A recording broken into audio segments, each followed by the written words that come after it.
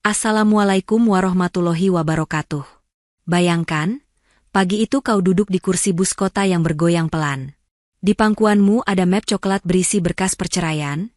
Tanganmu bergetar tapi kau paksa tetap tenang. Di tikungan tajam, bus mendadak mengerem. Seorang kakek tua hampir terjatuh. Refleks, kau meraih lengannya, menolongnya duduk di sampingmu. Kakek itu tersenyum, menanyakan kemana kau pergi dengan wajah setegang itu. Pelan-pelan kau bercerita, bahwa hari ini mungkin menjadi akhir dari rumah tangga yang selama ini hanya kau pertahankan sendirian. Kakek itu mendengarkan tanpa menghakimi, lalu dengan suara lembut ia meminta satu hal yang aneh. Nak, bolehkah aku ikut melihat sidangmu di pengadilan nanti? Kau mengira ia hanya lansia kesepian yang butuh teman. Sampai beberapa jam kemudian, di ruang sidang yang sunyi, suamimu mendadak gemetar saat melihat kakek yang kau tolong berdiri di depan hakim dan menyebutkan namanya sendiri. Ternyata, sahabatku semua, sebelum kita mulai cerita hari ini, silakan tuliskan di kolom komentar, kalian menonton dari kota mana. Semoga setiap yang menekan tombol subscribe di channel ini, Allah mudahkan langkahnya, lapangkan rezekinya, sehatkan tubuhnya, dan kabulkan segala hajat dunia akhirat. Amin ya rabbal alamin. Sekarang mari kita mulai ceritanya. Bus kota itu berderit pelan ketika melewati polisi tidur. Tubuh para penumpang berguncang, pegangan tangan di atas kepala bergoyang seperti rantai panjang. Di kursi deret tengah, Alessia Rahmi duduk memeluk map coklat dengan kedua tangan, seolah di dalamnya ada sesuatu yang bisa pecah sewaktu-waktu jika diguncang terlalu keras. Map itu sudah lusuh di bagian tepi, sudutnya sedikit melengkung. Di dalamnya tersusun rapi fotokopi buku nikah, surat keterangan gaji, bukti transfer, dan beberapa lembar kertas yang penuh tulisan tangan pegawai lembaga bantuan hukum. Setiap lembar adalah saksi dalam perjalanannya dari seorang istri yang selalu diminta mengalah menjadi perempuan yang hari ini memberanikan diri menggugat cerai. Keringat dingin merembes di telapak tangannya. Alessia menggeser posisi duduk, menatap keluar jendela. Deretan kios dan bengkel berlalu satu-satu. Langit pagi masih abu-abu, seperti perasaannya sendiri yang belum terang, belum juga gelap. Kalau kamu keluar dari rumah ini, jangan pernah kembali. Kau tidak akan sanggup hidup tanpa aku, Les. Kalimat itu masih bergema di kepalanya, diucapkan Raditya malam tadi dengan nada yakin. Seolah seluruh hidup Alessia selama ini hanya bisa berputar jika ada dia di pusatnya. Alessia menunduk, mengingat bagaimana laki-laki itu berdiri di depan pintu, satu tangan memegang tas kerja, satu tangan menunjuk wajahnya. Kau cuma guru les anak tetangga yang kebetulan cantik, kata Raditya, beberapa tahun lalu saat mereka masih berbulan madu. Tanpa aku, siapa yang mau pandang kamu? Waktu itu, Alessia tertawa menganggapnya bercanda. Kini, ia tahu, sebagian dari kalimat itu lahir dari keyakinan sungguh-sungguh. Bus berhenti untuk menaikkan penumpang. Seorang ibu muda naik dengan dua anak kecil yang memeluk tas sekolah. Alessia otomatis tersenyum ketika melihat mereka. Ia teringat Aruna, putrinya yang pagi tadi ia titipkan pada ibunya. Bunda pergi sebentar ya, sayang, ucap Alessia sebelum berangkat. Pergi kemana, Bun? Tanya Aruna sambil memegang boneka kelincinya. Bunda mau urus kertas-kertas penting, jawab Alessia, memilih kata hati-hati. Biar Aruna bisa hidup lebih tenang nanti. Aruna mengangguk tanpa benar-benar mengerti, lalu memeluk bundanya erat. Pelukan itu masih terasa di kulit Alessia, hangat dan menuntut agar ia kuat. Bus kembali berjalan. Seorang pria paruh baya berdiri di dekat pintu, memegang gagang besi. Rambutnya beruban, kulit wajahnya kecoklatan, ada gurat lelah tapi juga kesabaran di sana. Tas coklat yang agak besar disangkutkan di bahunya. Setiap kali bus berguncang, tubuhnya ikut terdorong. Alessia memperhatikannya sekilas. Ada sesuatu yang aneh di hatinya hari ini. Di tengah kecemasan, ia masih sempat memikirkan orang lain. Mungkin karena selama bertahun-tahun, ia terbiasa mengurus murid, tetangga, dan tentu saja suami, sementara dirinya sendiri jarang masuk daftar. Bus kembali mengerem mendadak, kali ini lebih keras. Seorang pengendara motor melintas begitu saja, membuat sopir memaki pelan. Penumpang terhuyung. Pria beruban di dekat pintu kehilangan keseimbangannya. Tasnya terlepas, tubuhnya condong ke depan. Tanpa sempat berpikir, Alesia spontan berdiri dan meraih lengannya. Hati-hati, Kek, serunya. Tubuh pria itu terbantu, tidak jadi jatuh. Bus hening sejenak, lalu kembali berisik seperti tadi. Pria itu menoleh, menatap Alesia dengan mata yang keriput namun jernih. Terima kasih, nak, katanya pelan. Suaranya dalam tapi lembut. Sama-sama, Kek, jawab Alesia. Ia membantu mengangkat tas yang sempat jatuh ke lantai, lalu menunjuk kursi kosong di sampingnya. Duduk saja di sini, biar lebih aman. Pria itu tersenyum, lalu duduk perlahan. Dekat sekali dengan map coklat di pangkuan Alesia, map yang kini terasa jauh lebih berat dari bobot kertas yang ada di dalamnya. Pergi kemana, nak? Tanya sang kakek setelah napasnya kembali teratur. Alesia menatap ke depan. Pertanyaan sederhana itu seperti membuka pintu yang sejak tadi ia kunci rapat. Ke pengadilan agama, Kek, jawabnya pelan. Ada sidang yang harus saya hadiri. Sidang apa? Tanya kakek itu lagi, suara tetap lembut. Alesia mengusap sampul map. Ia ragu sejenak, lalu memutuskan berkata jujur. Sidang cerai, Kek. Di luar jendela, kota tetap berjalan seperti biasa. Tapi di kursi sempit bus kota itu, dunia Alesia sedang bersiap memasuki bab yang sama sekali baru. Kakek di sampingnya tidak langsung memberi komentar. Ia hanya mengangguk pelan. Seakan kata, cerai adalah sesuatu yang sering ia dengar, tapi tidak akan ia hakimi.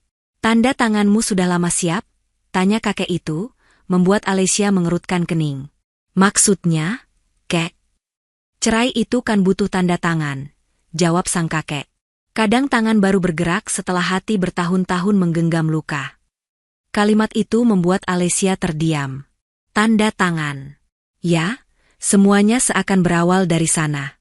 Dalam ingatannya, ia kembali ke 2 tahun setelah pernikahan. Waktu itu, Raditya pulang dengan wajah penuh semangat. Les, aku dapat kesempatan bagus, katanya sambil membuka laptop di meja makan. Ada program pembiayaan rumah prajual. Bunganya ringan, syaratnya mudah.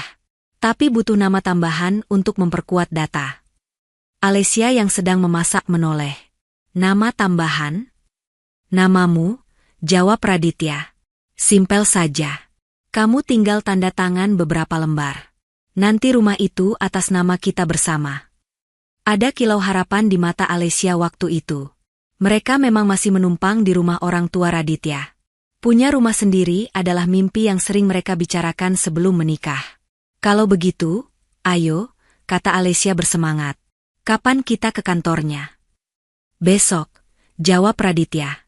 Kau tidak perlu baca rinci. Aku sudah pahami semua. Kau percaya padaku, kan? Alesia mengangguk tanpa ragu. Di meja kantor pembiayaan, ia menandatangani lembar demi lembar kertas. Tulisan namanya terlihat manis, diikuti tanda tangan yang ia buat dengan bangga. Ia tidak tahu, di antara lembaran itu ada dokumen lain yang bukan sekadar pembiayaan rumah, tapi perjanjian pinjaman usaha atas namanya sendiri. Bulan-bulan berikutnya berjalan cepat. Cicilan rumah mulai berjalan, namun Alesia tidak pernah memegang buktinya. Raditya menyimpan semua di laci kerjanya. Biar aku saja yang urus, kamu fokus di rumah, begitu alasannya. Lalu permintaan tanda tangan kedua datang. Kali ini untuk kartu kredit tambahan. Biar kalau aku lagi sibuk, kamu bisa belanja kebutuhan rumah, ujar Raditya. Alesia kembali menandatangani. Ia memang sesekali memakai kartu itu untuk membeli buku dan mainan Aruna, tapi selebihnya, kartu itu lebih sering di dompet Raditya. Konflik kecil mulai muncul ketika tagihan datang membengkak. Raditya pulang dengan wajah muram, melempar selembar kertas ke meja. Lihat ini, katanya. Tagihan kartu yang atas namamu sendiri. Alesia membaca angka-angka di kertas itu, kaget. Ini banyak sekali, Mas. Aku tidak pernah belanja sebanyak ini. Jadi kamu bilang aku yang boros? Raditya menatapnya tajam. Kartunya atas nama siapa? Namamu. Kan? Kalau ada masalah, yang dicatat sebagai pemegang kewajiban siapa? Kamu lagi. Alesia ingin membantah, ingin menyebut bahwa ia hampir tidak pernah memegang kartu itu. Tapi lidahnya keluh. Ia takut kata-katanya malah dianggap tidak menghargai suami. Di hadapannya, Raditya mengangkat tangan, seolah memberi garis batas tak terlihat. Mulai sekarang, kamu harus lebih bisa mengatur uang, katanya. Kalau tidak, kita akan tenggelam dalam utang. Sejak saat itu, setiap kali ada masalah keuangan, jari telunjuk Raditya selalu mengarah pada Alesya. Kamu terlalu baik memberi pinjaman ke saudara, katanya suatu kali. Di lain waktu, kamu tidak tahu caranya membedakan kebutuhan dan keinginan. Padahal, sebagian besar uang menguap entah kemana. Alesya hanya melihatnya berubah menjadi parfum baru di meja suaminya, jam tangan mahal yang tiba-tiba melingkar di pergelangan, atau makan malam di restoran bersama rekan kerja yang katanya penting untuk menjaga relasi. Tanda tangan yang dulu ia buat dengan bangga berubah menjadi belenggu yang pelan-pelan menjerat. Di bank, namanya tercatat sebagai pemegang utang. Di rumah, ia diposisikan sebagai sumber masalah. Tapi di depan keluarga besar Raditya, cerita yang beredar justru sebaliknya. Alesya itu yang boros, kata ibu mertua suatu hari ketika arisan keluarga. Anak saya sudah kerja keras, tapi istrinya suka ikut-ikutan gaya hidup tetangga. Alesya tahu, tuduhan itu lahir dari cerita yang dipelintir Raditya. Ia hanya tersenyum kaku, menggenggam tangan kecil Aruna yang belum mengerti apa-apa. Hatinya menjerit, namun mulutnya tetap diam. Bagi mereka, keheningannya dianggap sebagai tanda ia menerima semua tuduhan itu. Kini, di bus yang berguncang, Alesya mengusap sudut map coklat. Di dalamnya, ada fotokopi semua tanda tangan itu. Dokumen yang dulu menjeratnya, sekarang menjadi bukti bahwa ia selama ini hanya dijadikan tameng. Jadi hati dan tanganmu sudah lama siap, komentar kakek di sampingnya, seolah bisa membaca pikirannya. Hanya waktunya saja yang baru kamu berani pilih hari ini. Alesya menoleh, menatap wajah tua itu. Kadang saya pikir saya terlambat. Kek, ucapnya lirih. Sudah terlalu lama diam. Keterlambatan tidak meniadakan langkah, jawab sang kakek tenang. Yang penting, kamu akhirnya berdiri. Bus melaju, membawa mereka mendekat ke gedung pengadilan yang menjulang di ujung jalan. Di pangkuan Alesya, map coklat itu tidak lagi terasa hanya sebagai kumpulan kertas, melainkan sebagai kunci yang pelan-pelan memisahkan dirinya dari penjara tak terlihat bernama pernikahan yang timpang. Les, kamu tahu tidak, kalau listrik telat bayar 3 hari, kita bisa diputus. Pertanyaan itu dilontarkan Raditya sepulang kerja, dengan nada seperti sedang memarahi anak kecil. Alesya yang sedang menyiapkan makan malam menoleh, mengernyit. Listrik telat? Tanyanya. Raditya mengangkat lembaran tagihan, menunjukkan tulisan merah di sudutnya. Ini sudah 2 hari menunggak, katanya. Besok kalau tidak bayar, kita gelap-gelapan. Kamu di rumah kerja apa saja sampai lupa bayar begini?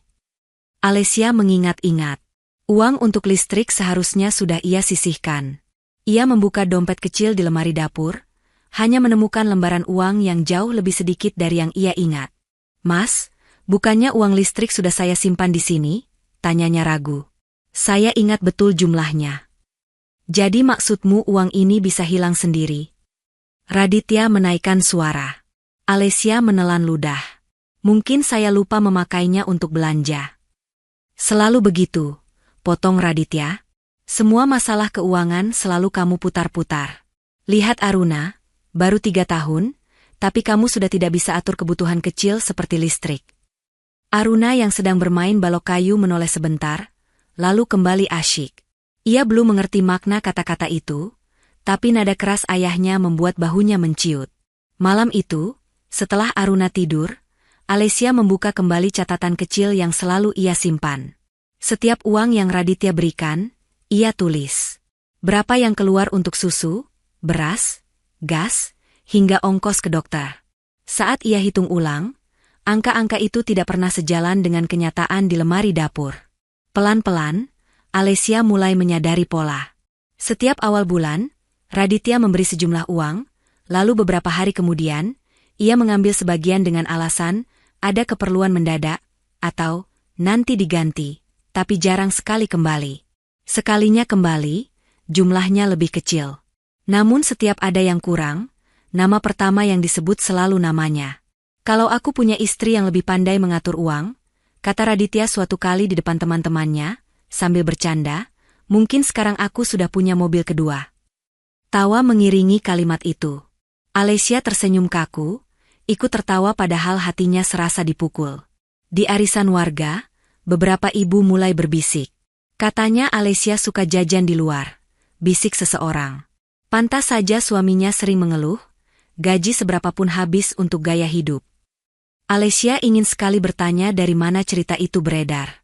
Tapi ia menduga, hanya ada satu mulut yang cukup dekat dengan mereka semua. Raditya sendiri. Laki-laki itu pandai bersikap manis di depan orang, suka mentraktir teman dan tetangga. Di balik itu, ia membiarkan istrinya dicap sebagai biang keladi setiap masalah.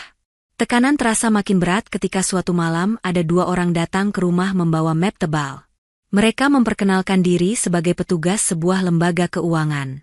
Kami datang ingin bertemu dengan Ibu Alessia, kata salah satunya.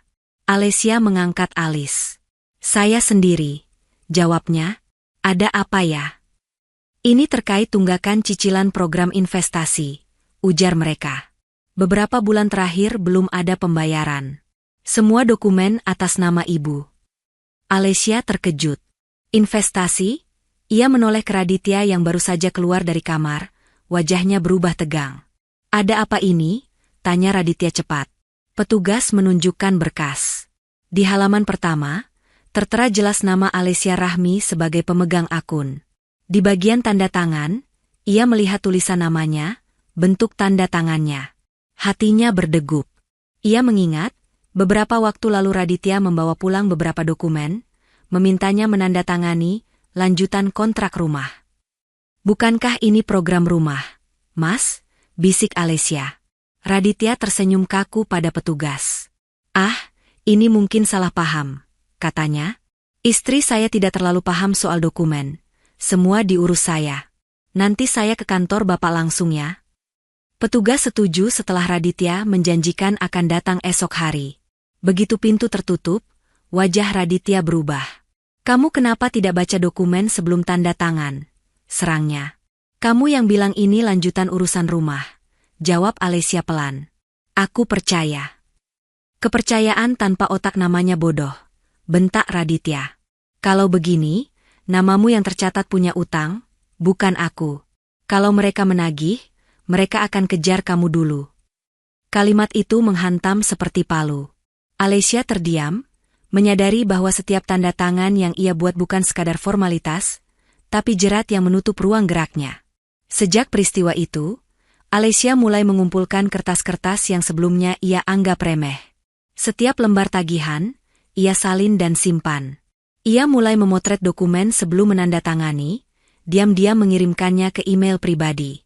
Ia tidak tahu untuk apa semua itu, ia hanya merasa suatu hari nanti, kertas-kertas itu mungkin akan menyelamatkannya. Di rumah, suasana semakin tidak nyaman. Sekali waktu Raditya pulang membawa parfum baru dan sepatu kulit mahal. Ketika Alessia bertanya, Mas beli dari mana? Ia dijawab dengan ketus. Ini hasil dari kerja keras yang tidak kamu lihat. Katanya, kamu tidak perlu tahu semua. Padahal, 1 pekan kemudian, ada lagi telepon masuk dari lembaga keuangan yang menagih cicilan. Alessia ini boros sekali, keluh Raditya di depan ibunya. Uang habis entah kemana, padahal aku sudah susah payah. Ibu mertua mengangguk-angguk, menatap Alessia dengan pandangan tajam. Perempuan kalau sudah pegang uang memang suka lupa diri, komentarnya. Kamu harus lebih keras lagi mendidik istrimu, Dit. Kata-kata itu menyesakkan dada Alessia. Ia ingin berteriak bahwa ia bahkan jarang memegang uang dalam jumlah besar. Namun setiap kali mencoba bicara, selalu dianggap membantah suami, dianggap tidak sopan pada orang tua. Malam-malam setelah rumah sunyi, Alessia menangis perlahan di kamar mandi agar Aruna tidak mendengar. Ia memandangi wajahnya di cermin, bertanya pada bayangan sendiri, benarkah aku selemah itu? Jawaban tidak datang dari cermin. Namun di hati kecilnya, ada bagian yang mulai menolak tuduhan itu. Bagian yang kelak akan membawanya ke lembaga bantuan hukum, lalu ke bus kota pagi ini, duduk di samping seorang kakek yang entah bagaimana akan mengubah jalannya sidang. Di bus, kakek Surya memandang map coklat di pangkuan Alessia. Berat ya? Tanyanya pelan. Alessia tersenyum miris. Lebih berat isinya di kepala daripada di kertas. Kek. Syukurlah kalau begitu, balas sang kakek. Kalau beratnya hanya di kertas, kamu bisa lupa. Kalau beratnya di kepala dan di hati, kamu akan ingat kenapa kamu harus terus melangkah. Bus melambat, mendekati halte besar dekat gedung pengadilan. Alessia menarik napas dalam. Uang yang menguap, tuduhan yang menyesakan, semua sebentar lagi akan dibentangkan di depan hakim. Entah menang atau kalah, ia tahu satu hal. Ia tidak lagi sendirian.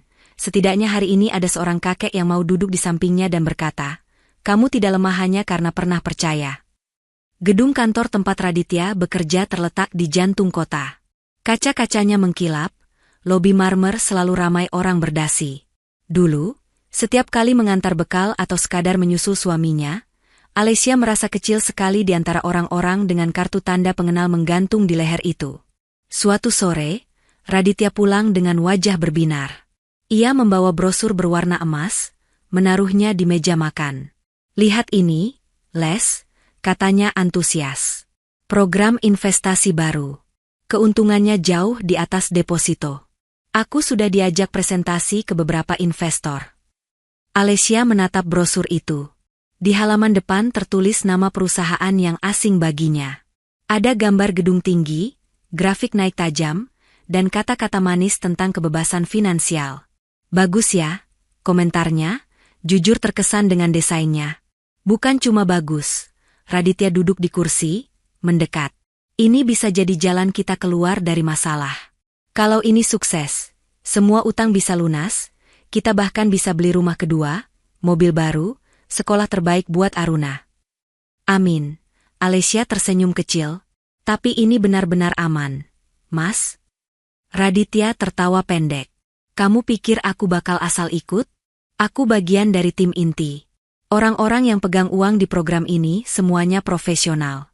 Lagian, hidup kita tidak akan maju kalau kamu terus takut." Kata-kata itu meluncur seperti tuduhan terselubung. Alessia menunduk. "Aku bukan takut, Mas. Cuma, belajar dari pengalaman. Waktu investasi rumah saja, aku tidak tahu ditambah dengan kredit lain."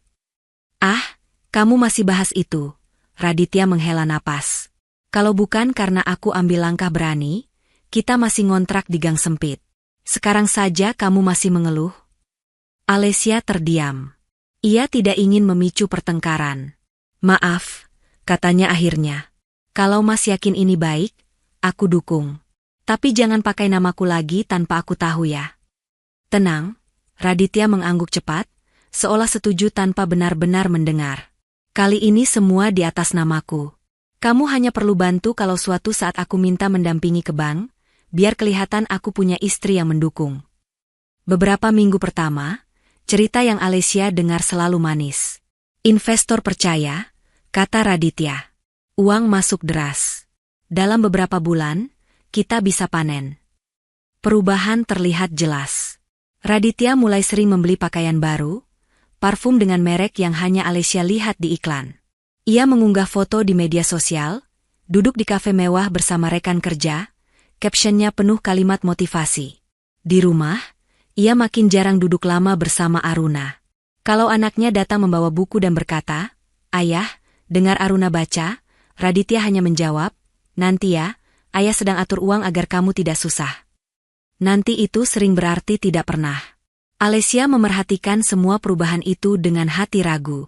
Suatu malam, ia terbangun dan melihat Raditya duduk di ruang tamu, menatap layar laptop dengan wajah tegang. Ponselnya berdering beberapa kali. "Aku butuh waktu," kata Raditya di telepon, suaranya ditahan agar tidak terdengar jelas. "Tenang saja, uang kalian aman. Ada gangguan sedikit, tapi ini biasa dalam dunia investasi." Alessia berdiri di ambang pintu, tidak berani mendekat. Ia hanya menangkap kata-kata, "uang kalian aman," dan "gangguan." Jantungnya berdegup. Esok paginya, ia memberanikan diri bertanya, "Mas, semalam siapa yang telepon?" "Rekan kerja," jawab Raditya cepat.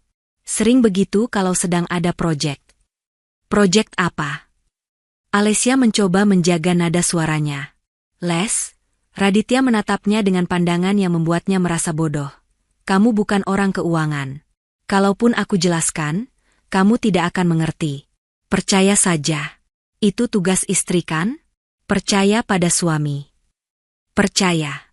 Kata itu lagi. Alessia kembali memilih diam, meski ada bagian dalam dirinya yang ingin berteriak. Beberapa hari kemudian, seorang ibu tetangga datang ketika Alessia sedang menjemur pakaian. Ia membawa amplop coklat. Les, titip ke Raditya ya, katanya. Ini tambahan investasi. Katanya, kalau sekarang masuk lagi, beberapa bulan sudah bisa balik modal. Alessia terpaku. Investasi apa, Bu?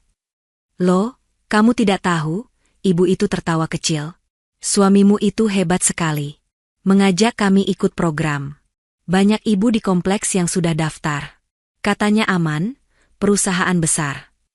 Alessia memegang amplop itu, merasakan jari-jarinya dingin.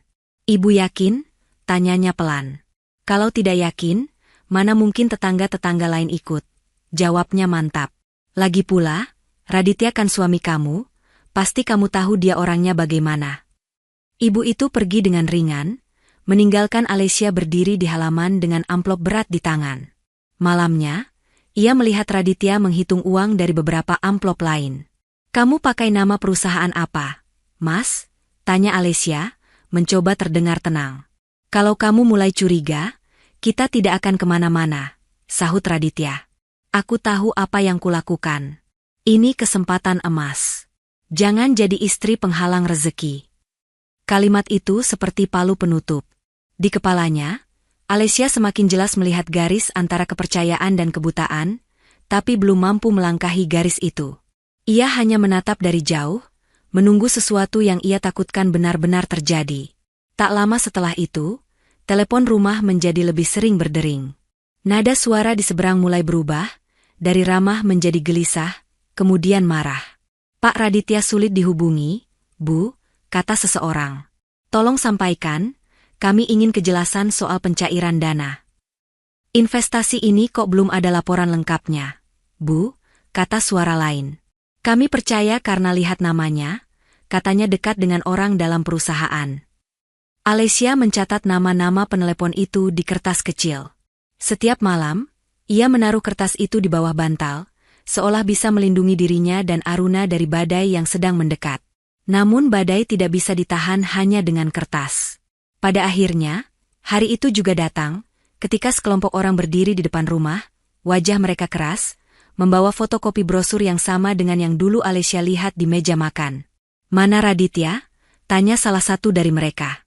Alessia menjawab dengan suara pelan, sedang di luar kota, Pak. Dia tidak boleh hilang begitu saja. Suara mereka meninggi. Uang kami semua ada di dia.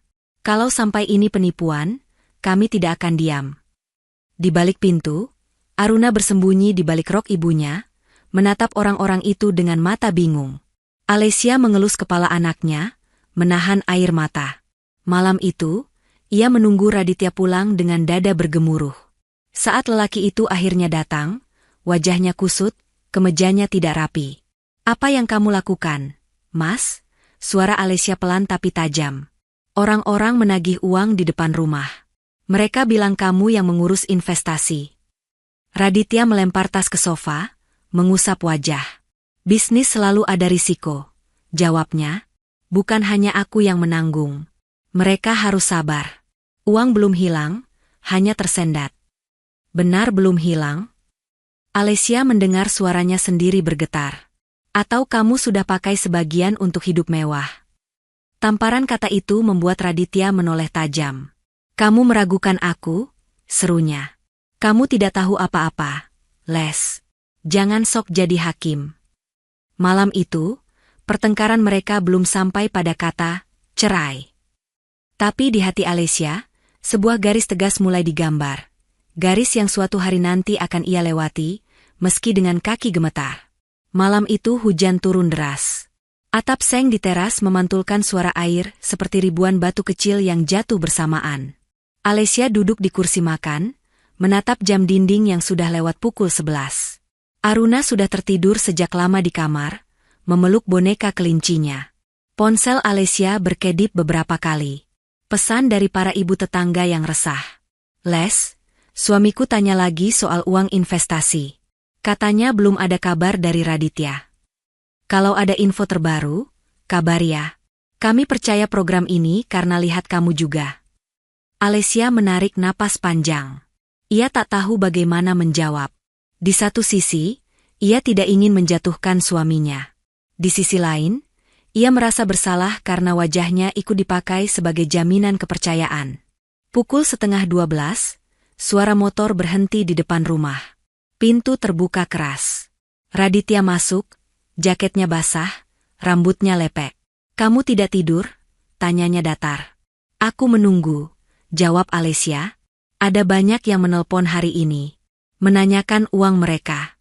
Kamu kemana saja?" Raditya melempar kunci ke meja. "Keluar cari solusi. Bukan seperti kamu, cuma duduk di rumah lalu panik." "Solusi seperti apa?" Alesia berdiri. "Mereka menaruh tabungan bertahun-tahun, Mas. Sebagian ibu-ibu itu bahkan menjual perhiasan. Kamu tidak bisa terus bilang, 'Tunggu,' dan menghilang." Raditya menatapnya tajam. "Kamu mengajariku cara berbisnis sekarang?" "Aku tidak mengajarimu bisnis," suara Alesia meninggi. "Aku mengingatkanmu soal tanggung jawab.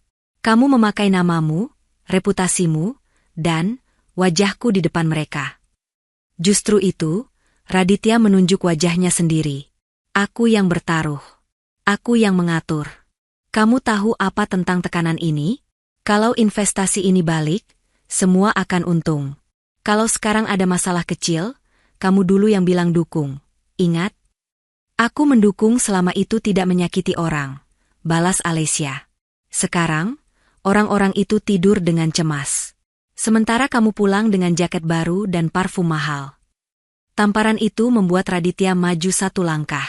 "Kamu hitung pengeluaranku sekarang?" Suaranya bergetar marah. "Kalau kamu istri yang tahu terima kasih, kamu harusnya tenang, berdoa agar bisnis suami berhasil, bukan mengungkit setiap rupiah." Alesia menggenggam ujung meja agar tangannya tidak ikut bergetar. "Aku sudah terlalu lama diam, Mas," katanya. "Diam ketika namaku dipakai jadi kredit. Diam ketika keluarga menyalahkanku. Diam ketika kamu pulang membawa barang baru tapi bilang uang habis untuk cicilan. Malam ini aku tidak mau diam lagi." Raditya tertawa pendek, tanpa humor. "Ah, akhirnya keluar juga. Jadi selama ini kamu pendam semua ini?" "Kalau aku bicara lebih cepat," Alesia menahan air mata, "kamu akan bilang aku tidak menghargai suami." Raditya menepis kata-katanya. "Sudahlah. Aku Kate. Besok aku harus menghadap beberapa orang penting. Jangan buat masalah lagi. Masalah luar sudah cukup. Jangan tambah masalah dalam."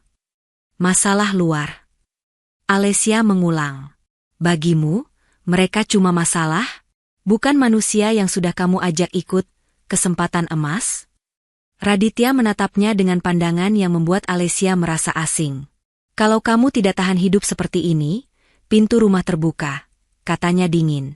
"Tapi ingat, kamu tidak akan sanggup hidup tanpa aku. Gaji lesmu tidak cukup bahkan untuk bayar listrik." Kata-kata itu menusuk dalam. Alesia menahan luapan balasan yang menari di ujung lidah. Ia ingin menyebut bahwa ia berhenti mengajar karena Raditya sendiri yang memintanya. Ia ingin mengingatkan bahwa dulu mereka pernah berjanji saling menjaga, bukan saling menginjak. Namun yang keluar hanya satu kalimat pelan.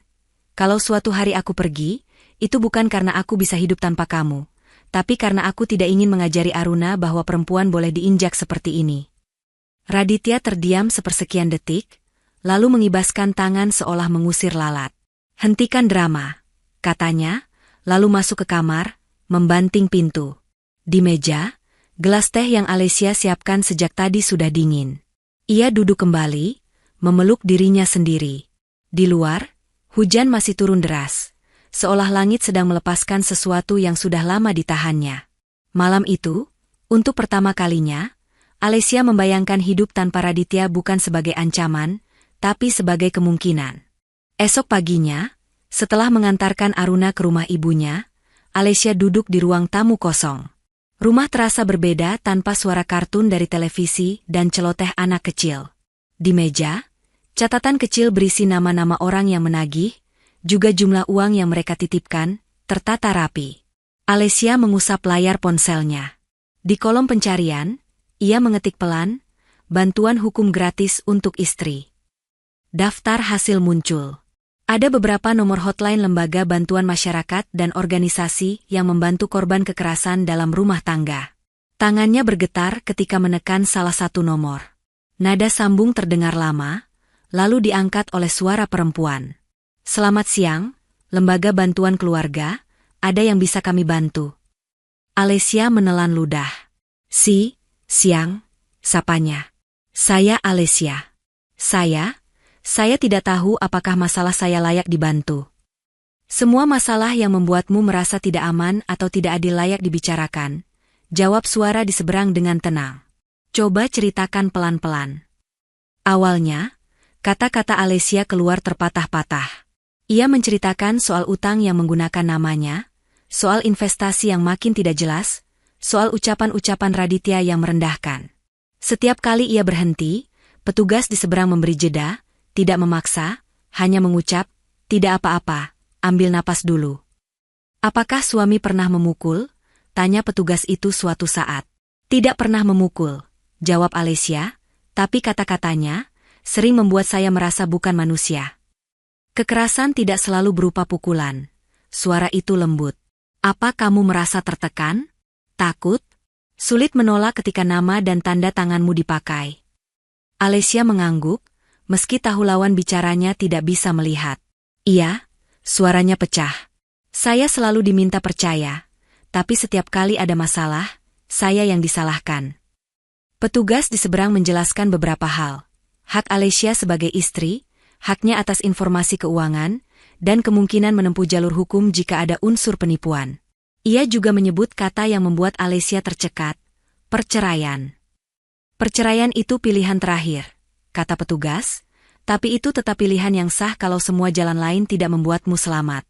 Kamu tidak harus memutuskannya hari ini. Tapi kamu berhak tahu bahwa jalan itu ada." "Bagaimana dengan anak saya?" Alessia bertanya. "Aruna baru 3 tahun. Anak butuh orang tua yang utuh," jawabnya. "Lebih baik tumbuh dengan satu orang tua yang sehat, daripada 2 orang tua yang setiap hari saling melukai di depan mata." Kalimat itu mengendap dalam benak Alessia. Ia membayangkan Aruna yang kemarin berdiri di belakangnya saat orang-orang menagih di depan rumah. "Kalau kamu mau," lanjut petugas, "kamu bisa datang ke kantor kami. Bawa semua dokumen yang kamu punya. Kami akan pelajari. Kami tidak menjanjikan keajaiban, tapi setidaknya kamu tidak lagi sendirian." Alessia menutup telepon dengan tangan sedikit lebih kuat. Untuk pertama kali setelah sekian lama, ada seseorang yang mendengarkan tanpa menyalahkannya. Tanpa mengatakan, "Sudahlah, namanya juga suami." Beberapa hari kemudian, Alessia datang ke kantor lembaga itu. Ruangannya tidak besar, cat dindingnya sederhana, tapi suasananya hangat. Ia bertemu dengan Bu Meida, pengacara muda yang sabar. Mereka mengurai satu persatu dokumen yang Alessia bawa. Fotokopi perjanjian, tagihan, catatan penelepon. Bu Meida menggarisbawahi beberapa poin penting dengan stabilo kuning.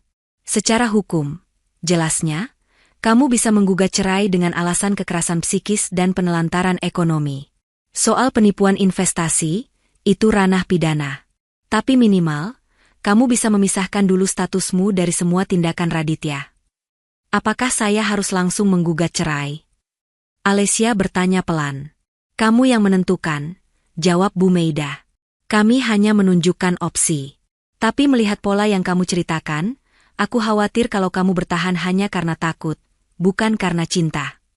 Alessia terdiam lama. Saya sudah sangat lelah," bisiknya. "Tapi saya juga takut, Bu. Raditya selalu bilang saya tidak akan bisa hidup tanpa dia." "Ketakutanmu itu wajar," kata Bu Meida. "Tapi coba lihat dirimu sekarang.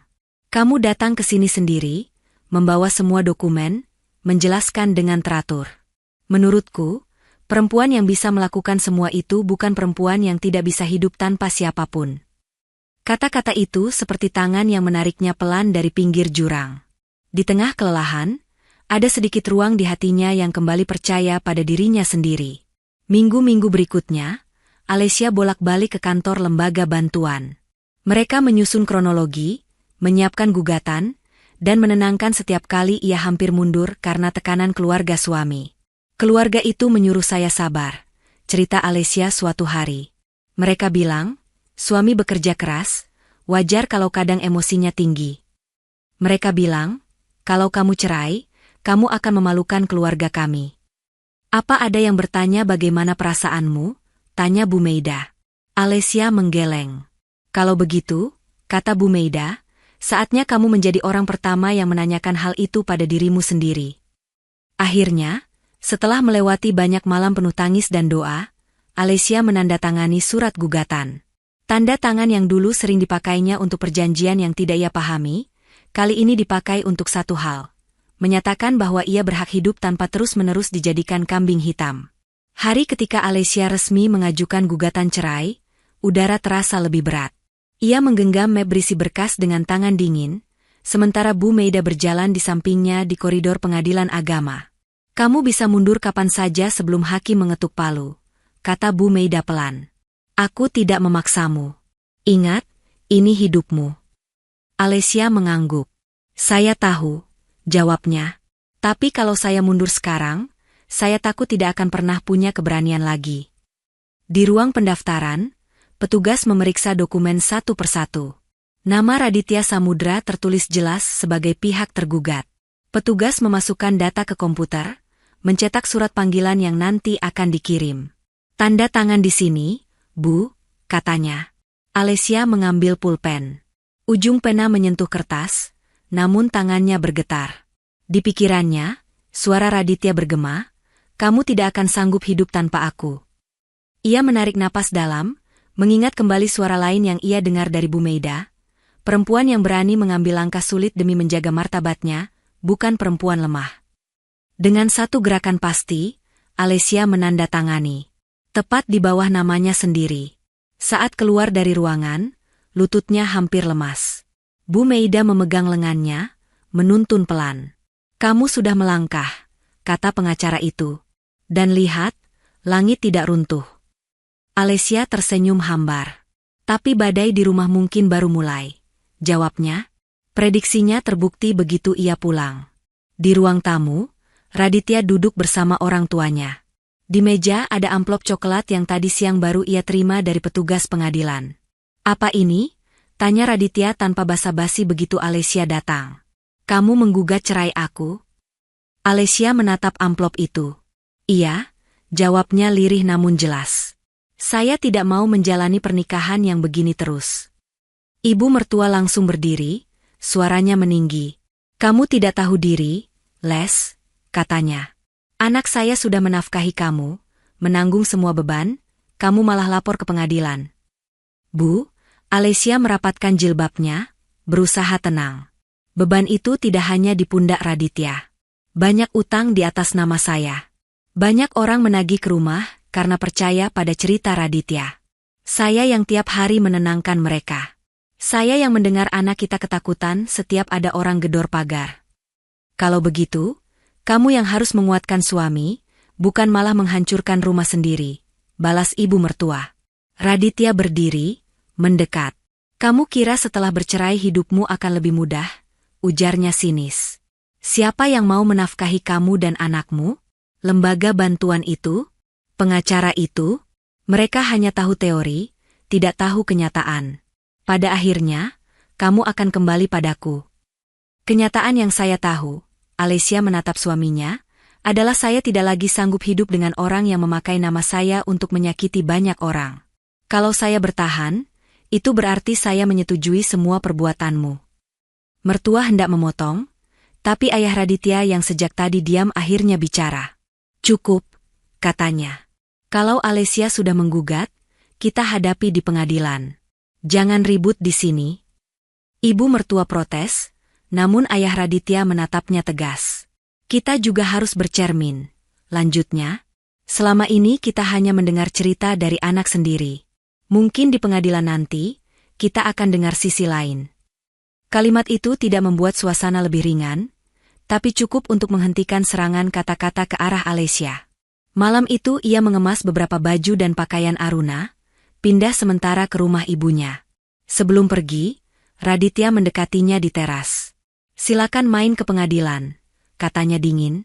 "Tapi ingat, aku tidak akan melepaskan hak asuh Aruna begitu saja. Kau tidak punya cukup uang, tidak punya rumah sendiri. Hakim akan lihat itu."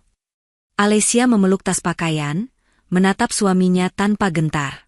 "Kalau hakim memutuskan Aruna lebih baik bersama kamu, aku akan belajar ikhlas," ucapnya. "Tapi aku akan bertarung dulu, bukan menyerah sebelum mencoba, hanya karena kau bilang aku tidak bisa hidup tanpa kamu." Raditya tersenyum miring. "Kita lihat saja nanti," katanya, lalu menutup pintu. Beberapa minggu berlalu, hingga akhirnya jadwal sidang pertama tiba. Pagi itu, Alesia naik bus kota dengan map coklat di pangkuan, seperti yang kamu lihat di awal cerita. Di sanalah, di kendaraan berguncang itu, ia bertemu seorang kakek yang hampir jatuh namun ia tolong tanpa berpikir. Alesia belum tahu, langkah kecil menyodorkan tangan pada kakek itu akan membuka pintu jawaban yang sama sekali tidak ia duga di ruang sidang. Dan hidupnya, yang selama ini diwarnai rasa takut pada satu lelaki, akan berubah karena pertolongan seorang lelaki lain yang bahkan baru ia kenal beberapa jam. Bus berhenti di sebuah lampu merah panjang. Dari jendela, terlihat gedung pengadilan agama menjulang dengan cat krem yang agak pudar. Di halaman, orang berlalu lalang, sebagian membawa map tebal seperti Alesia. "Sudah dekat ya," gumam Alesia pelan. Kakek di sampingnya mengangguk. "Gedung itu selalu penuh cerita," katanya. "Ada yang datang untuk memulai, ada yang datang untuk mengakhiri." Alesia tersenyum hambar. "Saya datang untuk keduanya, Kek. Mengakhiri sesuatu yang sudah lama menyakitkan, dan memulai hidup baru yang belum saya tahu bentuknya." Kakek itu menatapnya, ada kilau iba dan hormat di matanya.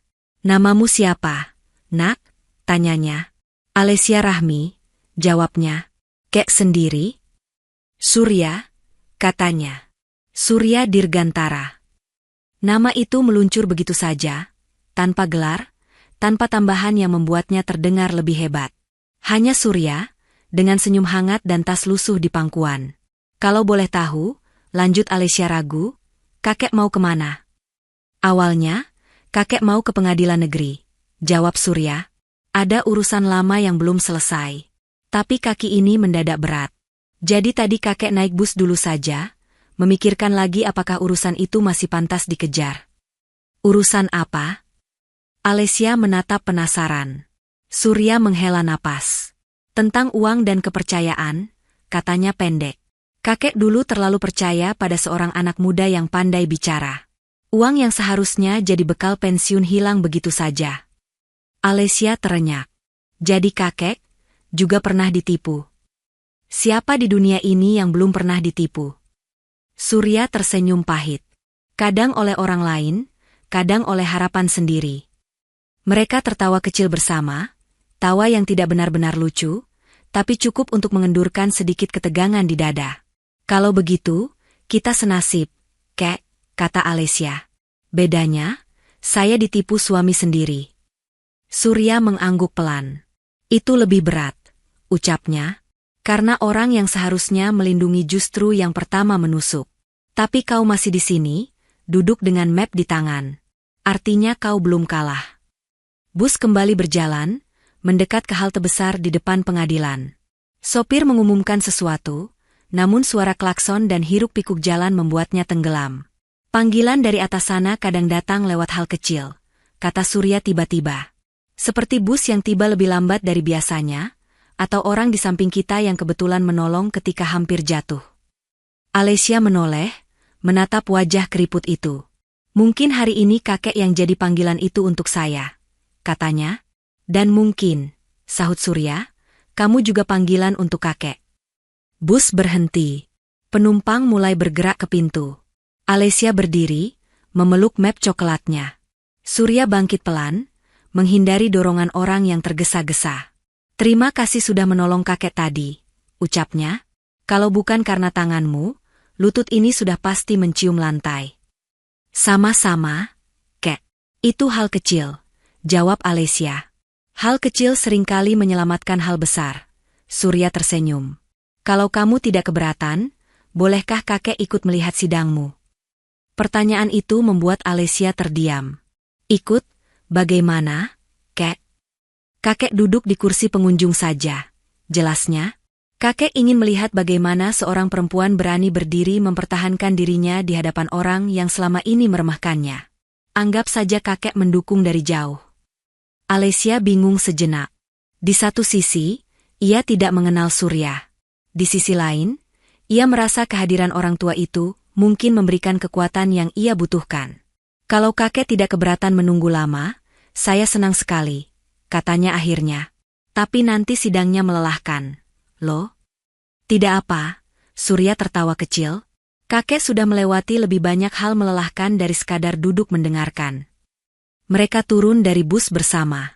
Di bawah langit kota yang mulai cerah, dua orang dari generasi berbeda melangkah menuju gedung yang sama, membawa luka yang mirip namun berasal dari kisah yang berbeda. Halaman pengadilan agama dipenuhi orang. Ada pasangan yang datang bergandengan, ada yang datang berlawanan arah tanpa saling menatap. Ada yang membawa anak kecil, ada yang datang dengan wajah datar, seolah sedang ke kantor kelurahan, bukan ke tempat yang akan mengubah status hidupnya. Alesia berdiri di depan gedung, menarik napas panjang. Surya berdiri di samping, memandang sekeliling dengan mata tajam yang tidak sebanding dengan tubuh rentanya. "Kamu siap?" tanya Surya. "Tidak tahu," jawab Alesia jujur. "Tapi saya sudah sampai di sini." Mereka memasuki gedung. Udara di dalam terasa lebih dingin, campuran pendingin ruangan dan aroma kertas yang lama disimpan. Di depan loket informasi, Alesia menyerahkan nomor perkara.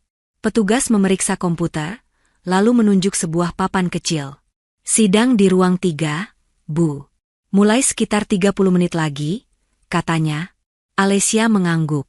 "Terima kasih." Mereka berjalan menuju koridor ruang 3. Di sepanjang koridor, kursi besi berderet. Beberapa orang duduk sambil menunduk. Ada yang memeluk map seperti Alesia, ada yang sibuk bermain ponsel demi menutupi gugup. Surya memilih duduk di ujung kursi, Alesia di sebelahnya. "Kalau nanti di dalam, kakek duduk di belakang saja," katanya. "Kamu fokus pada hakim dan pengacaramu." "Baik, Kek," Alesia tersenyum.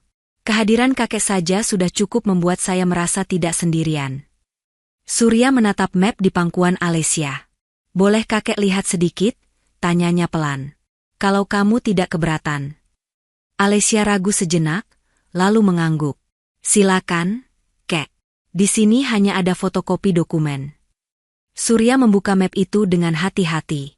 Matanya menelusuri lembar demi lembar. Ada surat keterangan gaji, bukti transfer, salinan perjanjian kredit, dan catatan kecil yang ditulis Alesia. "Rapi," komentar Surya. "Kamu menyiapkannya dengan baik." "Bu Meida yang mengajar saya," jawab Alesia. "Katanya, kalau ingin didengar, kita harus menghargai cerita sendiri dengan menyusunnya rapi." Surya tersenyum kecil, lalu tiba-tiba berhenti di satu lembar fotokopi. Di sana tertulis sebuah nama perusahaan investasi yang dulu Alesia anggap asing, lengkap dengan logo dan nomor rekening. "Perusahaan ini," gumam Surya, matanya menyipit. "Kamu kenal pemiliknya, Nak?" Alesia menggeleng. "Tidak," jawabnya. "Saya hanya tahu suami saya bekerja sama dengan mereka untuk program investasi."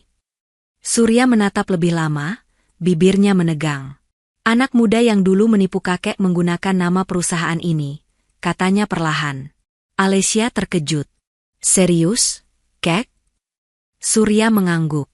"Beberapa tahun lalu, kakek menaruh dana di proyek yang dikelola perantara. Ia menjanjikan keuntungan besar. Ternyata, sebagian dana diputar sendiri. Ketika masalah muncul, dia menghilang. Perusahaan ini mengaku tidak tahu-menahu karena semua lewat perantara." "Perantaranya bernama siapa?" tanya Alesia, jantungnya berdegup lebih cepat. Surya membuka tasnya, mengeluarkan map kecil lain. Di dalamnya ada foto berwarna yang sudah agak pudar, gambar seorang pria muda dengan kemeja rapi, tersenyum ke arah kamera sambil berjabat tangan dengan seorang lelaki parubaya yang Alesia tebak adalah Surya sendiri ketika lebih muda. "Namanya Raditya," kata Surya pelan. Raditya Samudra. Dunia Alesia berhenti sejenak. Suaranya tercekat. Mas, suami saya? Surya menoleh cepat. Apa? Suami saya bernama Raditya Samudra. Ulang Alesia, wajahnya pucat. Dan perusahaan ini, program ini, semua atas namanya. Surya memejamkan mata beberapa detik, seakan sedang menelan kepingan masa lalu yang tiba-tiba muncul di tenggorokannya. Saat membuka mata lagi, sorotnya berubah. Bukan lagi hanya orang tua yang butuh dukungan, tapi seseorang yang menemukan kembali benang soal yang sempat terputus. Kalau begitu, katanya pelan namun tegas, hari ini Tuhan sedang mempertemukan kita bukan kebetulan. Alesia menggenggam kuat pinggiran map. Kakek akan apa? Surya menarik napas panjang. Awalnya kakek kesini ragu apakah masih perlu mengejar kasus lama. Tapi melihat ini, kakek tahu setidaknya ada satu hal yang bisa kakek lakukan. Untuk kakek, tanya Alesia. Untukmu, jawab Surya. Dan untuk semua orang yang pernah percaya pada Raditya. Ia menutup map Alesia, menatap gadis itu dalam-dalam. Kalau kamu tidak keberatan, katanya, izinkan kakek bicara di sidangmu nanti. Tidak harus panjang. Cukup memperkenalkan diri. Setelah itu, kita lihat kemana hakim akan membawa cerita ini. Alesia menelan ludah. Apa tidak berbahaya, Kek? Mas Raditya bisa saja marah. Marah adalah haknya. Surya mengangkat bahu. Tapi kebenaran juga punya hak. Dan kakek sudah terlalu lama diam. Koridor hening sejenak. Pengeras suara memanggil nomor perkara lain. Di kejauhan, seseorang menangis pelan. Alesia merasakan ketakutan bercampur harapan menjalar di dadanya. Kalau begitu, katanya lirih, saya mohon, Kek, berdirilah kalau nanti hakim mengizinkan. Saya tidak tahu apakah saya siap melihat Mas Raditya dihadapkan dengan masa lalunya. Tapi mungkin itu satu-satunya cara agar saya benar-benar merdeka. Surya mengangguk, menggenggam tangan Alesia. Kita akan melangkah pelan-pelan, ucapnya. Tidak usah terburu-buru. Yang penting, tidak lagi mundur. Pintu ruang sidang 3 akhirnya dibuka. Petugas mempersilakan para pihak masuk. Di dalam, ruangan itu tidak sebesar yang Alesia bayangkan. Dindingnya cat putih sederhana. Di depan, ada meja panjang tempat hakim dan panitera duduk. Di sisi kiri kanan ada kursi khusus untuk penggugat dan tergugat. Di belakang, deretan kursi kayu untuk pengunjung. Raditya sudah ada di sana, duduk di kursi tergugat dengan setelan jas biru tua. Di sampingnya, seorang pria berkemeja rapi membawa tas kerja, jelas pengacaranya. Di baris belakang, ibu dan ayah Raditya duduk, wajah mereka tegang namun tetap menyimpan kebanggaan. Begitu Alesia masuk bersama Bu Meida dan Surya, mata Raditya menajam. Senyum miring muncul di ujung bibirnya. Kau datang juga, gumamnya sinis ketika Alesia lewat di depannya. Alesia hanya menunduk sopan, lalu duduk di kursi penggugat. Jantungnya berdegup kencang, tapi ia berusaha mengatur napas seperti yang diajarkan Bu Meida. Fokus pada pertanyaan hakim, bisik Bu Meida. Jawab singkat, jujur, tanpa emosi berlebihan.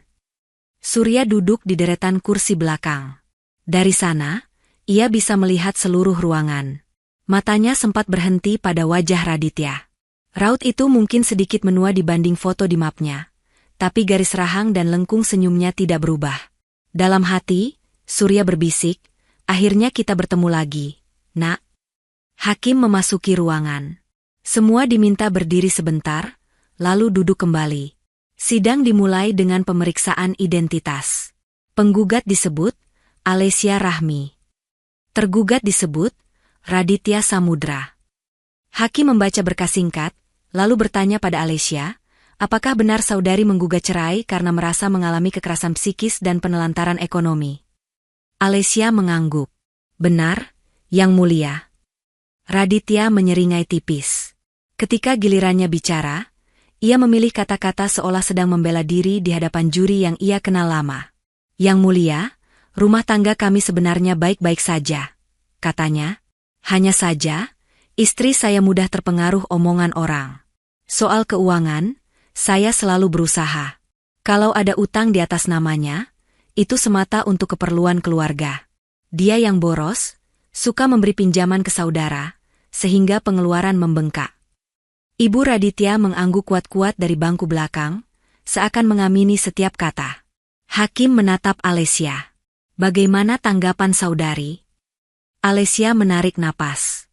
Saya tidak meminjamkan uang tanpa bilang pada suami, Yang Mulia, jawabnya pelan. Sebagian uang yang hilang justru tidak pernah saya lihat. Saya hanya pegang catatan. Suami saya beberapa kali meminjam uang listrik, uang belanja, dengan janji diganti, tapi sering tidak kembali. Bu Meida menambahkan, kami punya salinan bukti transfer dan catatan penarikan yang memperlihatkan pola penggunaan dana terutama oleh tergugat.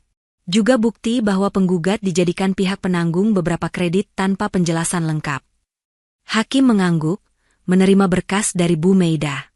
Raditya terlihat sedikit gelisah, namun masih berusaha menjaga wibawa. Yang Mulia, pengacara Raditya menyela. Klien kami memang mengakui ada masalah dalam pengelolaan keuangan, tetapi itu risiko usaha. Ia sedang membangun bisnis investasi yang sebenarnya menguntungkan. Hanya saja, sebagian orang yang ikut belum sabar menunggu hasil. Kata, investasi, membuat Surya mengangkat kepala. Matanya menajam. Hakim mengangguk, lalu bertanya, bisnis apa yang saudara maksud? Raditya menjelaskan singkat tentang program investasi, menyebut nama perusahaan yang bekerja sama. Alessia merasakan punggungnya berkeringat. Kata-kata yang dulu hanya ia dengar sepintas kini diucapkan lantang di ruang sidang. Apakah saudari penggugat mengetahui detail program ini? Tanya Hakim pada Alessia. Tidak, Yang Mulia, jawab Alessia jujur. Saya hanya tahu banyak tetangga yang menitipkan uang kepada suami saya. Mereka menelpon ke rumah ketika dana tidak kembali. Saya tidak pernah diajak membicarakan detailnya. Sidang berlangsung beberapa saat. Hakim mendengarkan, mencatat, lalu berkata, hari ini kita fokus pada upaya mediasi. Jika tidak tercapai, sidang akan dilanjutkan dengan pembuktian. Saat jeda, Raditya mendekati Alessia sebentar. Petugas mencoba menjaga jarak, tapi mereka masih bisa bicara. Kau membawa kakek itu untuk apa? Bisik Raditya, melirik ke arah Surya dengan pandangan meremehkan. Supaya Hakim kasihan karena kau datang dengan orang tua renta. Alessia menatapnya. Kakek Surya datang karena ingin melihat bagaimana orang yang pernah menipu kepercayaannya bersikap di pengadilan. Jawabnya tenang. Raditya mengerutkan kening. Apa maksudmu? Pertanyaan itu belum sempat dijawab ketika petugas memanggil semua kembali ke kursi masing-masing untuk melanjutkan sidang. Di belakang, Surya menggenggam tasnya. Ia tahu, waktunya belum tiba. Tapi beberapa lembar kertas di dalam tas itu seakan bergetar, ingin segera keluar. Hakim menutup sidang hari itu dengan memutuskan bahwa perkara akan dilanjutkan ke tahap pembuktian karena mediasi tidak tercapai. Sebelum mengetuk palu, ia mempersilakan jika ada pihak yang ingin mengajukan saksi di sidang berikutnya. Yang Mulia, suara Bu Meida terdengar jelas. Di sidang berikut, kami berniat menghadirkan seorang saksi yang memiliki hubungan dengan urusan keuangan tergugat di luar rumah tangga. Namanya Surya Dirgantara. Raditya menoleh cepat ke belakang. Mata mereka bertemu. Surya menatapnya tenang, tanpa senyum. Wajah Raditya mendadak pucat, seperti baru saja melihat hantu yang disangka sudah lama terkubur. Setelah sidang ditutup, orang-orang mulai keluar ruangan. Udara di koridor terasa lebih panas dibanding di dalam, namun Alessia justru bisa bernapas lebih lega. Ia menoleh ke Surya yang berdiri di dekat pintu. Terima kasih sudah menunggu, Kek, katanya. Surya mengangguk. Kakek tadi melihat matanya, ucapnya. Raditya masih mengenali kakek. Itu artinya, ia juga mengenali perbuatannya. Alessia menggenggam map. Jadi, beberapa tahun lalu, Mas Raditya benar-benar menipumu. Surya tertawa kecil, namun bukan tawa bahagia. Waktu itu kakek baru saja menjual sebagian saham perusahaan yang kakek bangun puluhan tahun. Ceritanya. Kakek pikir, sudah saatnya pensiun tenang. Lalu datang anak muda bernama Raditya, gesit, pandai bicara. Ia menawarkan proyek investasi lewat perusahaan tempatnya bekerja. Ia bilang, uang kakek akan diputar di properti dan usaha lain. Keuntungannya besar, risikonya kecil. Dan kakek percaya, sambung Alessia pelan. Ya, Surya mengangguk. Karena ia tampak tulus. Ia bawa orang tuanya saat tanda tangan perjanjian, memperlihatkan dirinya sebagai anak baik. Bahkan satu kali, ia datang bersama perempuan muda yang ia sebut calon istrinya. Mungkin itu kamu, mungkin bukan. Waktu itu kakek tidak terlalu memperhatikan. Alessia menggeleng. Kami baru menikah 3 tahun lalu. Jadi pasti perempuan lain. Surya melanjutkan, awalnya, uang tampak bergerak. Ada laporan, ada keuntungan kecil. Namun pelan-pelan, laporan berhenti, telepon sulit dihubungi. Ketika kakek mendatangi perusahaan yang tercatat, mereka berkata semua lewat perantara bernama Raditya. Mereka mengaku tidak tahu di mana dia. Kakek tidak melapor ke polisi, tanya Alessia. Kakek melapor, jawab Surya. Tapi prosesnya panjang. Sebagian bukti tersamarkan, sebagian orang menghilang. Sementara itu, kakek harus memilih, menghabiskan sisa hidup mengejar orang yang lari atau membangun lagi dari sisa yang ada. Kakek memilih yang kedua. Tapi kakek tetap menyimpan semua berkas, semua foto, semua catatan. Hari ini, baru kakek mengerti untuk apa. Ia mengeluarkan beberapa lembar kertas dari tasnya. Foto-foto pudar, salinan transaksi, surat perjanjian. Di salah satu foto, terlihat jelas Raditya muda tersenyum lebar sambil menjabat tangan Surya. Di pojok foto, ada tulisan tanggal dan nama acara. Alessia memandang foto itu lama.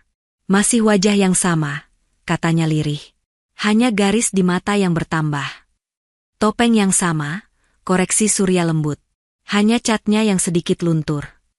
Bu Meida yang sejak tadi memperhatikan mendekat. Pak Surya, sapanya, apa Bapak bersedia menceritakan ini di depan hakim? Surya mengangguk mantap. Kalau itu bisa membantu Alessia terbebas dari jerat utang dan reputasi buruk yang bukan miliknya, tentu kakek bersedia. Bukti ini juga bisa menguatkan indikasi penelantaran ekonomi. Jelas Bu Meida.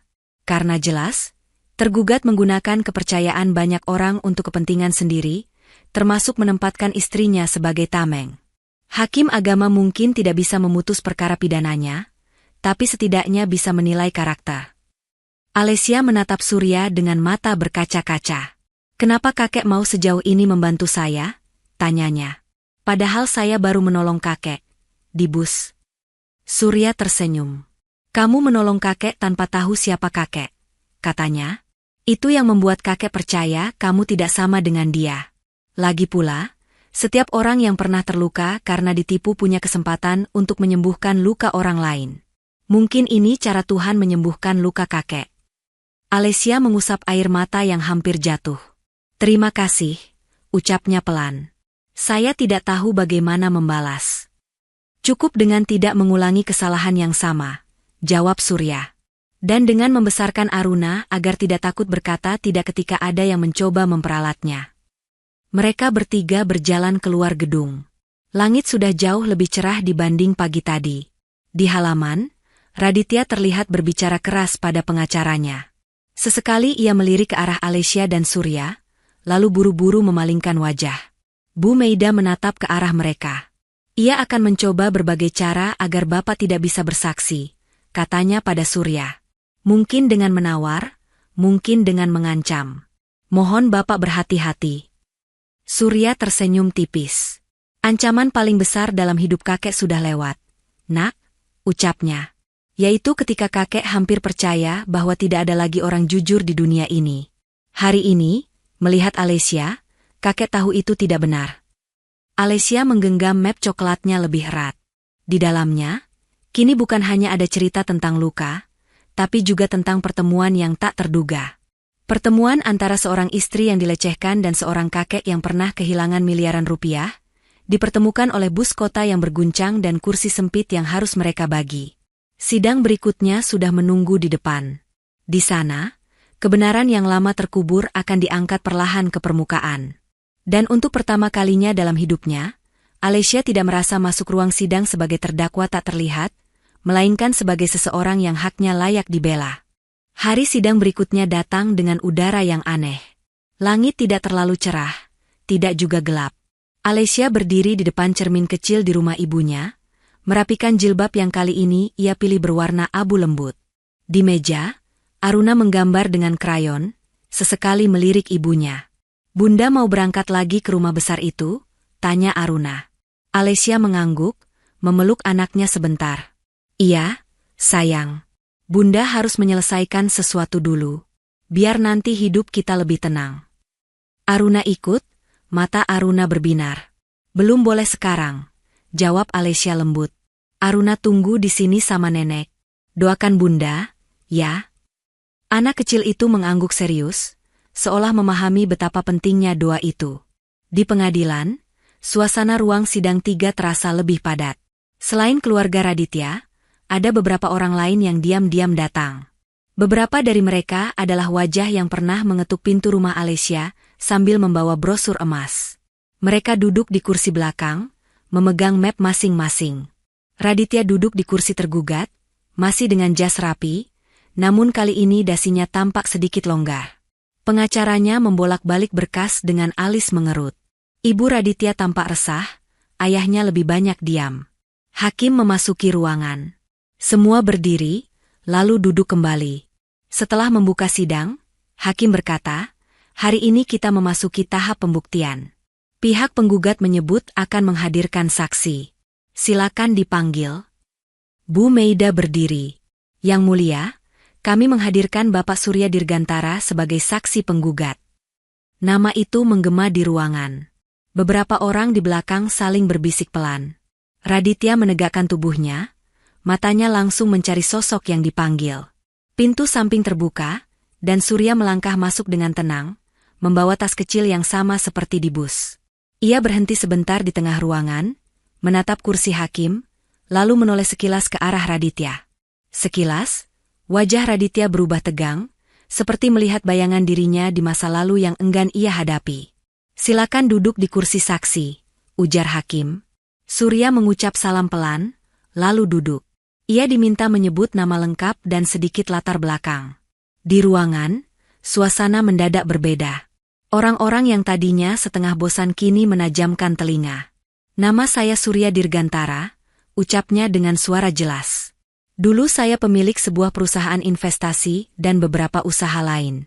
Sekarang, sebagian besar sudah saya serahkan pada anak-anak, tinggal 1-2 yang masih saya awasi." Kalimat itu membuat beberapa orang di belakang ikut berbisik. Alessia menatap Surya dari kursinya, merasakan campuran bangga dan haru. Hakim mengangguk. "Apa hubungan saudara saksi dengan perkara rumah tangga ini?" Surya menatap berkas di depannya sebentar, lalu mengangkat wajah. "Awalnya, saya kira tidak ada hubungan," jawabnya.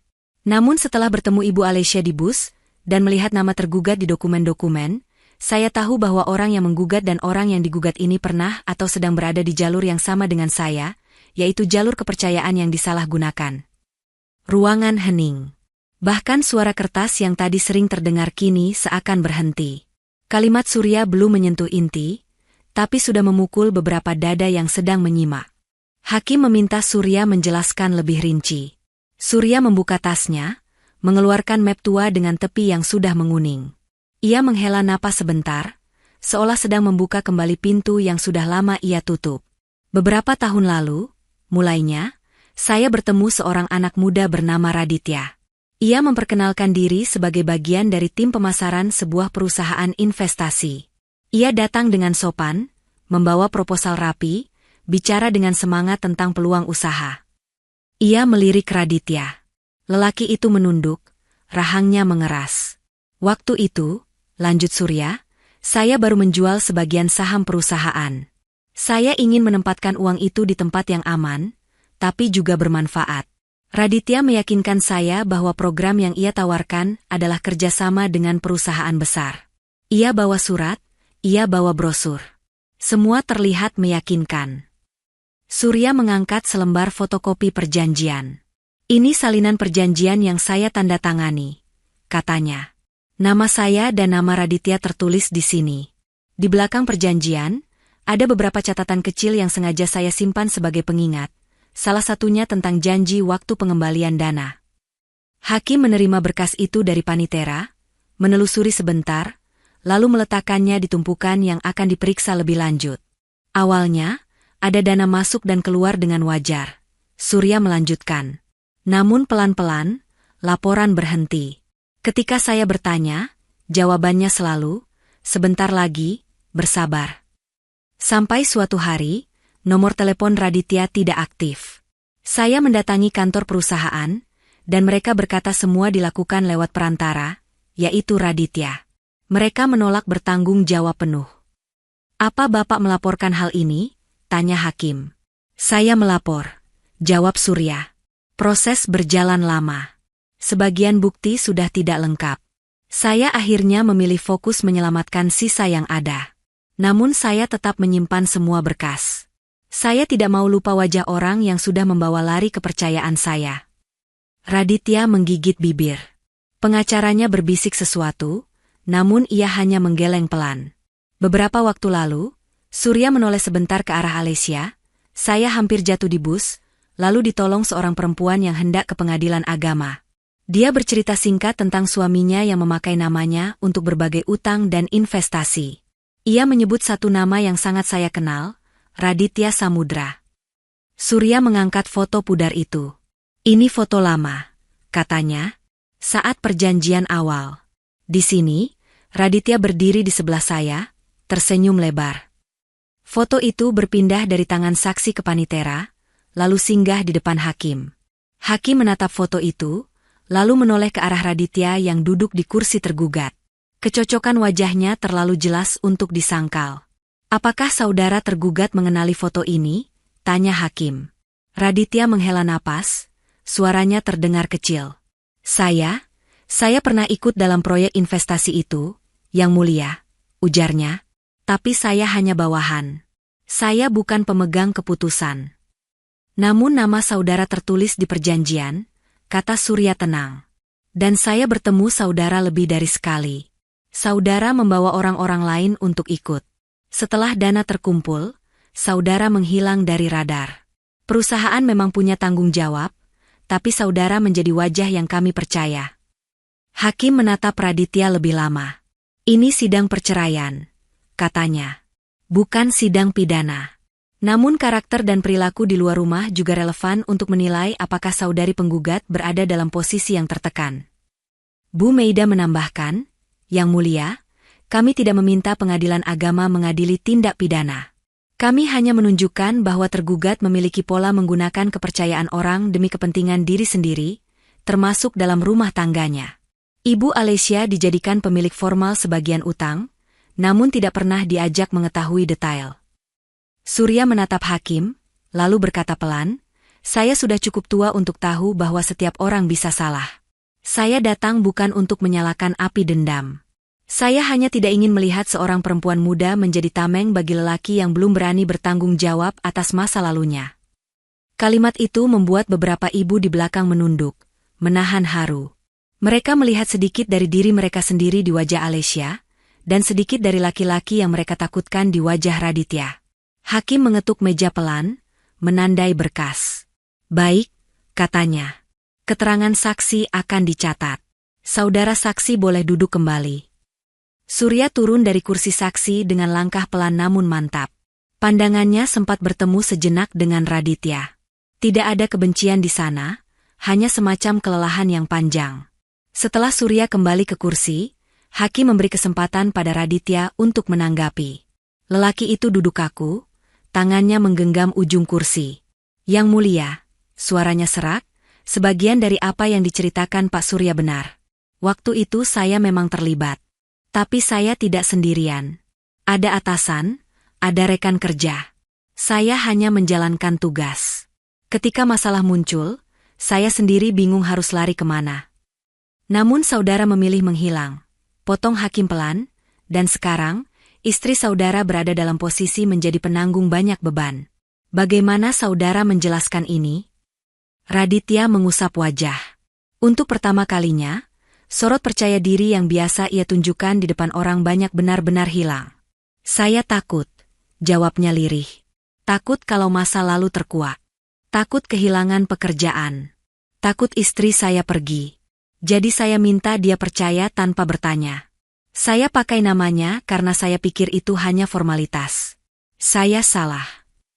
Ibu Raditya memegang dada, menatap anaknya dengan campuran bingung dan marah. Ayahnya menunduk, seolah sudah lama mencium ada yang tidak beres. Namun baru hari ini melihatnya sejelas ini. Hakim menatap Alessia. Apakah saudari baru mengetahui semua ini dari saksi? Tanyanya. Alessia mengangguk. Saya tahu ada yang tidak beres, Yang Mulia, katanya. Tapi saya tidak tahu sejauh apa. Saya hanya melihat tagihan datang, orang datang menagih, suami saya menghindar. Saya berusaha menjaga rumah tetap berdiri, tapi saya tidak diajak berdiri di tempat yang sama. Bu Meida menambahkan pelan, kami memiliki salinan beberapa laporan pengaduan para korban investasi yang menyertakan nama tergugat sebagai penghubung. Ini bukan sekadar kesalahan hitung, tapi pola yang konsisten. Raditya menunduk semakin dalam. Saya tidak punya alasan lagi, ucapnya. Semua ini salah saya. Hakim mengambil jeda, meneguk air yang disediakan di mejanya. Ruangan tetap hening. Di barisan belakang, beberapa orang yang merasa pernah dirugikan oleh skema Raditya saling pandang. Mereka tidak bersorak, tidak juga bersenang. Yang mereka rasakan adalah semacam kelegaan pahit melihat kebenaran akhirnya disebut dengan nama. Saudara tergugat, ujar hakim akhirnya, kepada pengadilan ini saudara bisa menunjukkan penyesalan. Namun penyesalan tidak cukup untuk menghapus luka pada orang-orang yang saudara libatkan, termasuk istri saudara sendiri. Raditya menatap Alessia sekilas.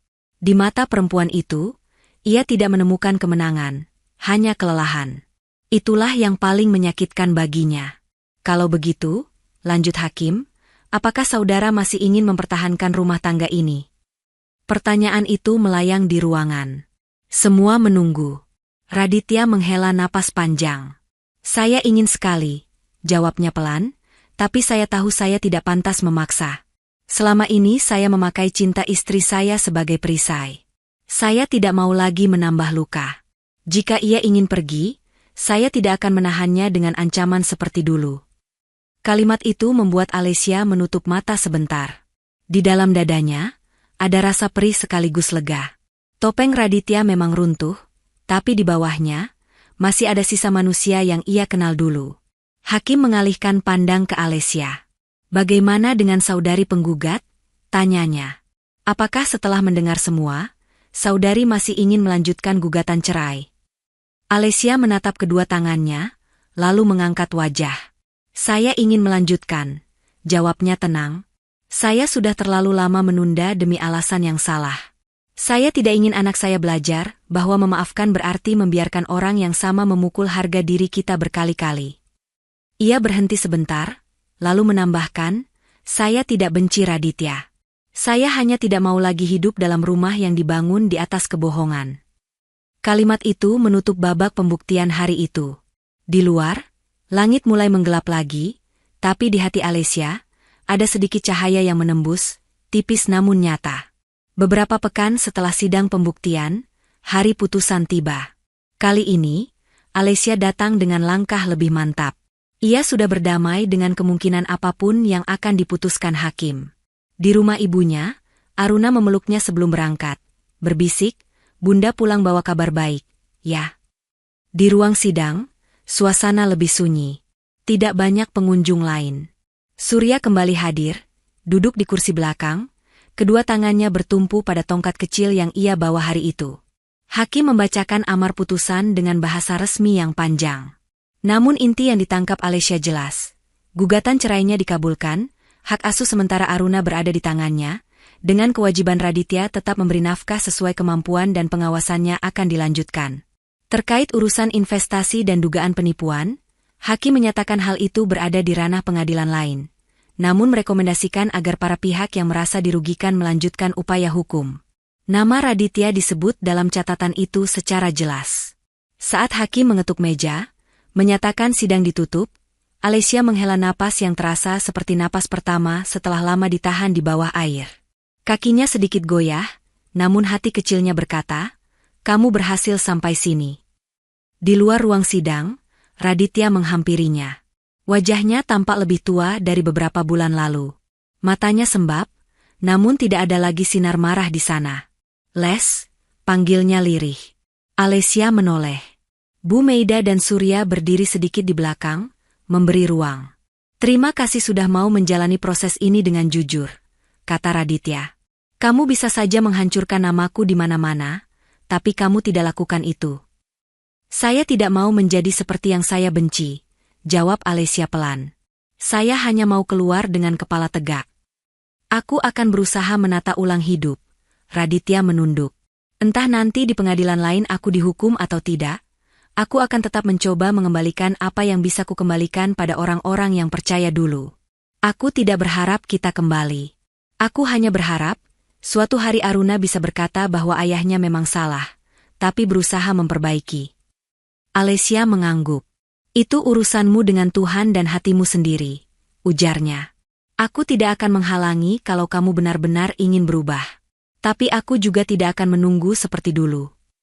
Raditya tersenyum pahit. Itu hakmu, ucapnya. Terima kasih karena pernah percaya padaku. Meski aku menyia-nyiakannya. Ia melangkah pergi, meninggalkan Alesia berdiri di koridor bersama Surya dan Bu Meida. Surya mendekat, menepuk bahu Alesia pelan.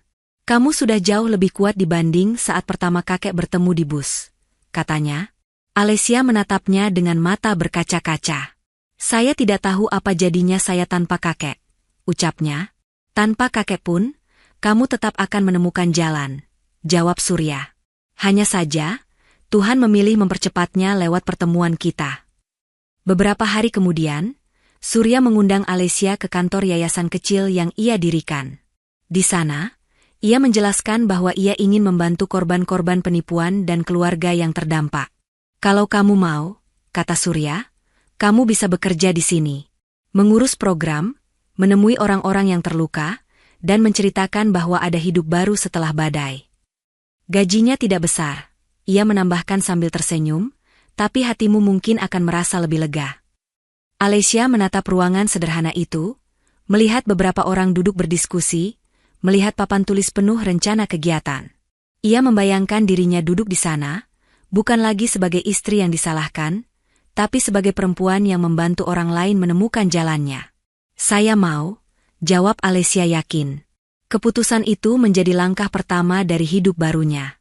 Bukan hidup yang langsung senang, tapi hidup yang jelas arahnya. Beberapa tahun berlalu. Alesia kini terbiasa datang ke kantor yayasan setiap pagi, menyapa orang-orang yang dibantunya dengan senyum hangat. Aruna tumbuh menjadi anak yang lebih ceria, sesekali menginap di rumah ayahnya sesuai jadwal yang disepakati. Raditya masih berjuang dengan dampak perbuatannya, kadang datang ke yayasan untuk berdiskusi soal pelunasan dana dan program pengembalian yang bisa dilakukan. Hubungan mereka berubah bentuk. Bukan lagi suami istri, tapi dua orang dewasa yang diikat oleh seorang anak dan masa lalu yang sama. Tidak selalu mudah, tapi lebih jujur daripada dulu. Suatu sore, setelah selesai mengisi sesi berbagi dengan sekelompok perempuan yang sedang proses perceraian, Alesia naik bus kota untuk pulang. Ia sengaja tidak membawa kendaraan, ingin merasakan lagi suasana yang dulu menjadi saksi titik balik hidupnya. Bus melaju pelan di tengah kemacetan kota. Alesia duduk di kursi dekat jendela, memandang gedung-gedung yang mulai berubah warna di terpa senja. Di pangkuannya, bukan lagi map coklat penuh ketakutan, melainkan tas kecil berisi buku catatan dan beberapa gambar Aruna. Di ujung lorong, seorang ibu menggendong anak balita yang rewel. Seorang bapak tua berdiri memegang tiang, mirip Surya di hari pertama mereka bertemu. Alesia tersenyum sendiri mengingatnya. Surya kini jarang turun langsung ke lapangan. Usianya bertambah, kakinya tidak sekuat dulu. Namun ia tetap sesekali datang ke kantor yayasan, duduk di kursi pojok, memantau kegiatan sambil sesekali melontarkan candaan. Kakek itu bandel sekali, ya, kata Aruna suatu hari. Sudah dibilang istirahat, masih ingin ikut rapat. Kakek Surya bilang, selama masih bisa tersenyum, belum saatnya menyerah, jawab Alesia sambil tertawa. Bus berbelok ke tikungan yang dulu hampir menjatuhkan Surya. Alesia refleks memegang sandaran kursi di depannya, merasakan sekelebat rasa cemas yang dulu sangat kuat, tapi kini hanya seperti bayangan tipis. Ia teringat hari ketika tangan kecilnya meraih lengan seorang kakek tanpa tahu siapa dia. Hari itu, ia hanya ingin mencegah orang tua jatuh. Ia tidak tahu, dari tangan yang ia tarik itu, hidupnya sendiri akan ditarik keluar dari jurang putus asa. Di luar, lampu pengadilan agama terlihat sekilas dari kejauhan. Gedung itu tidak berubah banyak. Mungkin di dalamnya masih ada perempuan-perempuan yang duduk dengan map coklat di pangkuan, seperti dirinya dulu. Alessia mengangkat tangan, seolah memberi salam diam-diam pada mereka. Semoga kalian juga menemukan seseorang yang berkata kalian layak dibela, batinnya. Bus melambat di halte dekat rumah ibunya. Alessia berdiri, berjalan ke pintu, turun dengan hati-hati. Udara sore menyambutnya dengan embusan hangat. Di kejauhan, ia melihat Aruna berlari dari arah gang, melambai penuh semangat. Bunda pulang, teriak Aruna. Alessia merentangkan tangan, menunggu anaknya memeluk. Di pelukan itu, ia merasa seluruh jalan panjang yang sudah ia lewati menjadi lebih masuk akal. Bukan karena luka itu layak, tapi karena dari luka itu ia belajar memeluk diri sendiri lebih erat. Di belakang mereka, bus kota yang tadi ia tumpangi melaju lagi, membawa cerita lain di kursi-kursi yang sama. Di hati Alessia, satu kalimat pelan bergema, hidupnya tidak lagi bergantung pada seorang lelaki yang mengancam, melainkan pada keberanian yang ia pelajari sedikit demi sedikit. Ia menggandeng tangan Aruna, melangkah pulang. Senja turun pelan, menutup hari tanpa dramatis, tapi dengan tenang. Dan di dalam ketenangan itu, Alessia tahu, meski hidup tidak pernah sempurna, ia sudah jauh dari hari ketika map coklat hanya berisi ketakutan. Kini, dalam setiap hal kecil yang ia lakukan, ada harapan yang tidak lagi mudah dirampas oleh siapapun.